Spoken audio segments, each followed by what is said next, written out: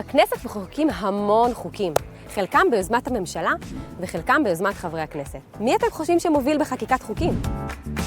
מ-7,328 חוקים שנחקקו ב-75 שנות הכנסת, 4,835, כמעט 2/3, מקורם בהצעות חוק ממשלתיות.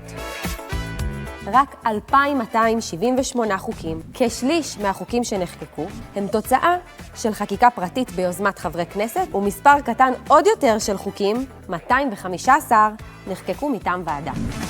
הסיכוי של הצעת חוק פרטית שמונחת על שולחן הכנסת לעבור הוא אחוזים בודדים, אבל לא בגלל מה שאתם חושבים.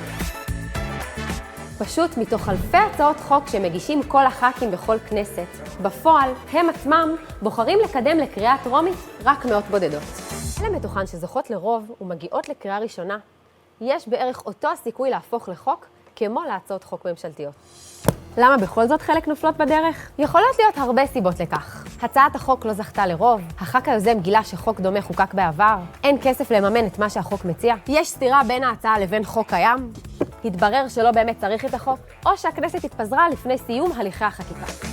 בכנסת הראשונה חוקק חוק אחד, בודד, שמקורו בהצעת חוק פרטית. תבינו, ככלל, בכנסות הראשונות, רוב הצעות החוק היו ביוזמת הממשלה. פשוט כי היה צריך להקים דברים מאפס עבור המדינה החדשה. אנו מכריזים בזאת.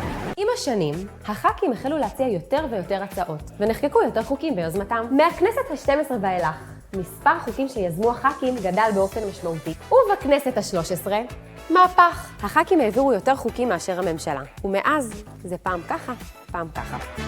אז מי ינצח בתחרות החקיקה? אז זהו. שאין כאן באמת תחרות. מה שחשוב הוא שפועלים לטובת הציבור, גם אם החוק מקורו בממשלה וגם אם מגיע מספסלי הח"כים.